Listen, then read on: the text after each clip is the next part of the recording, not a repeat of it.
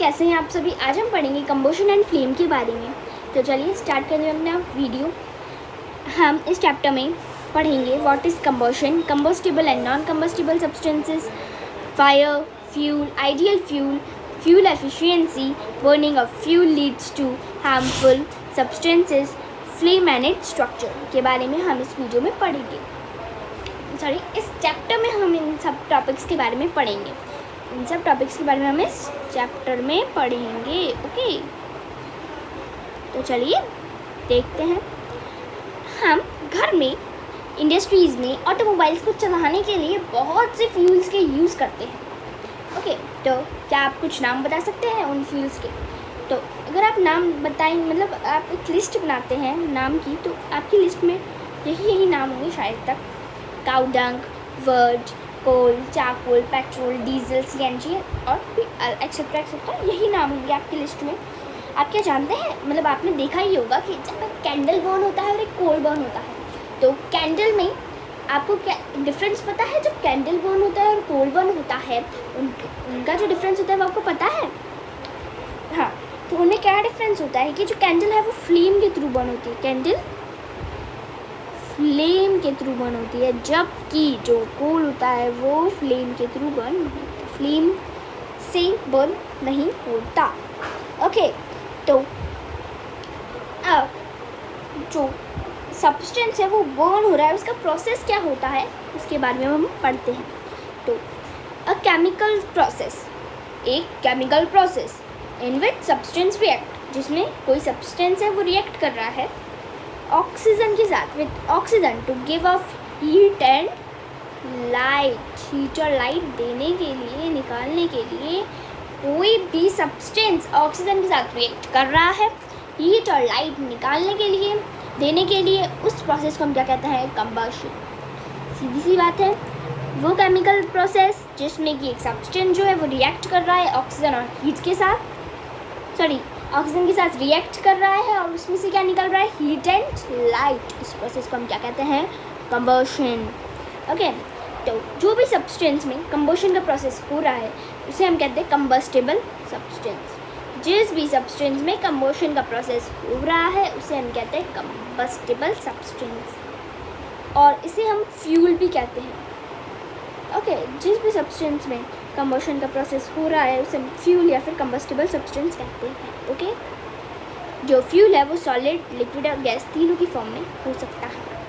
और कभी कभी क्या होता है, जैसे कि मैंने आपको बताया कि कंबशन की प्रोसेस में लाइट जो है वो भी गिव ऑफ होती है, निकलती है। तो कुछ सब्सटेंसेस में, मतलब मोस्टली सारे सब्सटेंसेस में जो लाइट है वो निकलती है। Sometimes light is also given of, कभी कभार लाइट भी निकलती है जब कंबशन का प्रोसेस होता है। या तो वो फ्लेम के मतलब फ्लेम के रूप में निकलेगी, या तो फिर वो ग्लो करेगी। Okay, understand? अब हम पढ़ते हैं नॉन कंबस्टिबल सब्सटेंस के बारे में। वो सब्सटेंस जिसमें कंबशन का प्रोसेस नहीं हो रहा है, वो सब्सटेंस जिसमें कंबशन का प्रोसेस नहीं हो रहा है उन्हें हम कहते हैं नॉन कंबस्टिबल सब्सटेंसेस। और जिसमें कंबशन का प्रोसेस हो रहा है उसे हम कहते हैं कंबस्टिबल सब्सटेंसेस या फिर फ्यूल। ओके, अब हम देखते हैं एग्जाम्पल कंबस्टिबल सब्सटेंसेस के। Petrol, matchstick, candle, paper, kerosene oil, coal, aluminium powder and magnesium powder जो हैं, और भी बहुत सारे एग्जाम्पल एक्सेट्रा, ये सब कंबस्टिबल सब्सटेंसेस होते हैं। ओके, कंबस्टिबल सब्सटेंसेस के एग्जाम्पल्स क्या क्या हैं? Petrol, matchstick, candle, paper, kerosene, coal, aluminium powder and magnesium powder and etcetera. अब हम देखते हैं नॉन कंबस्टिबल सब्सटेंसेस के example. Metal, glasses, spoon, rocks, ये सब क्या है? नॉन कंबस्टिबल सब्सटेंसेस के एग्जाम्पल। मेटल क्यों? एग्जाम्पल लेते हैं हम आयरन के सब्सटेंस का, आयरन नेल का, आयरन नेल यानी कि कील जो होती है ना, कील, इसे हम कहते हैं आयरन नेल। तो आयरन नेल होता है, अगर हम उसे बोन करेंगे तो it takes too much of time to burn, और वो शायद तक बर्न होने में बहुत ज़्यादा टाइम लगाएगा। ओके, अब हम बात करते हैं फायर के बारे में। फायर क्या होता है? फायर वो होता है जिसमें हीट, ऑक्सीजन एंड फ्यूल की ज़रूरत होती है। फायर में हीट, ऑक्सीजन एंड फ्यूल की ज़रूरत होती है। अगर हम इनमें से एक भी सब्सटेंस हटा दें, एक भी चीज़ हटा दी, तो फायर नहीं होगा। फायर नहीं होगा, अगर एक भी सब्सटेंस हट गया तो फायर नहीं होगा। जैसे कि मान लीजिए हमने ऑक्सीजन को हटा, मतलब हीट को हटा दिया और ऑक्सीजन और फ्यूल डालेंगे या जो भी करेंगे तो फायर नहीं होगा। ओके, अगर हमने ऑक्सीजन हटा दिया तब भी फायर नहीं, ऑक्सीजन हटा दिया, हीट एंड फ्यूल रख लिया तब भी नहीं होगा, और अगर फ्यूल ही हटा दिया तब भी फायर जो है वो नहीं होगा। फ्यूल अभी हमने आगे पढ़ा था, फ्यूल क्या होता है? जिनमें भी कंबशन का प्रोसेस होता है उन्हें हम फ्यूल भी कहते हैं। अगर हमने आगे पढ़ा था इसमें, it is also called fuel, उन्हें हम फ्यूल भी कहते हैं। ठीक है, तो फायर क्या होगा? हीट, ऑक्सीजन और फ्यूल से मिलकर बनेगा, तो वो क्या हो जाएगा? फायर। अगर हम इनमें से एक भी सब्सटेंस हटा दें तो फायर नहीं होगी। ओके, तब हम पढ़ते हैं ignition temperature and inflammable substances के बारे में। तो इग्निशन टेम्परेचर क्या होता है? वो टेम्परेचर, सबसे लोएस्ट टेम्परेचर किसी भी सब्सटेंस का, सबसे लोएस्ट टेम्परेचर किसी भी सब्सटेंस का जब वो बर्न हो रहा है।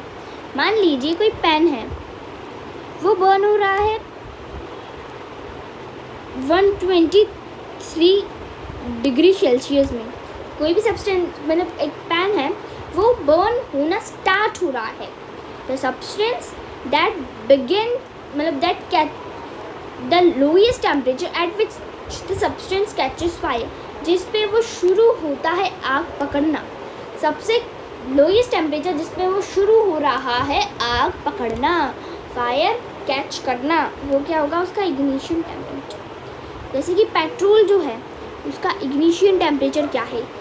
280 डिग्री सेल्सियस। ओके, उसका इग्निशन टेम्परेचर क्या है? 280 डिग्री सेल्सियस। मतलब कि वो स्टार्ट हो रहा है इतने 280 डिग्री सेल्सियस पे, तो वो स्टार्ट हो रहा है और वो 500 पे भी बर्न होएगा, 600 पे भी, 600 डिग्री सेल्सियस पे भी बर्न होगा, लेकिन वो 280 डिग्री सेल्सियस पे तो वो स्टार्ट हो रहा है। ओके, तो इग्निशन टेम्परेचर क्या होता है? कोई भी सब्सटेंस स्टार्ट हो करे बर्न होना, उसे हम क्या कहते हैं? उसका इग्निशन टेम्परेचर। ओके, अब हम पढ़ते हैं इनफ्लेमेबल सब्सटेंसेस के बारे में। इनफ्लेमेबल सब्सटेंसेस क्या होते हैं? The substance which have very low ignition temperature. ऐसा सब्सटेंस जिसमें सबसे कम इग्निशन टेम्परेचर, जिसका सबसे लो इग्निशन टेम्परेचर हो, and can easily catch fire, जिसमें जल्दी से आग लग जाए, with a flame, are called inflammable substance.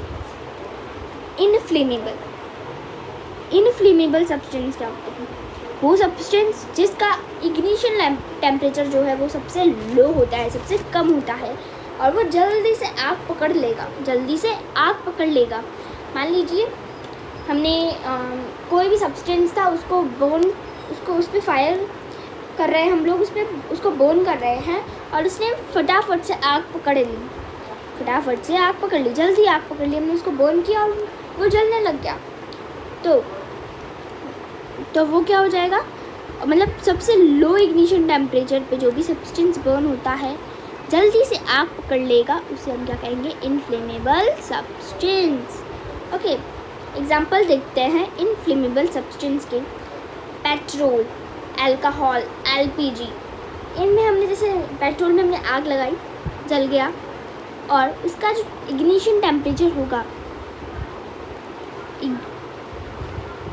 Ignition temperature जो होगा उसका, वो होगा बहुत ही लो।